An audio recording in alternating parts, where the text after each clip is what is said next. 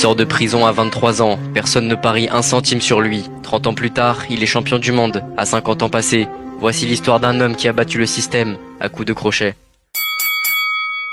Bernard Hopkins naît à Philadelphie en 1965 et à 13 ans, il traîne déjà dans les rues. Vol, agression, drogue, gang, un quotidien où la violence est un réflexe. À 17 ans, il prend 18 ans de prison ferme. Il en fera un peu plus de 4, mais ce sont ces 4 années qui vont changer sa vie.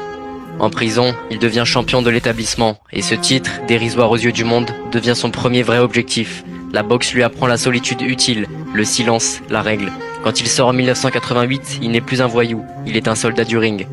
Il perd son tout premier combat pro, mais il ne baisse pas les yeux, jamais. Il enchaîne les victoires, gagne la ceinture IBF en 1995, puis la défend 20 fois, 2 décennies sans perdre son trône, un règne de roi.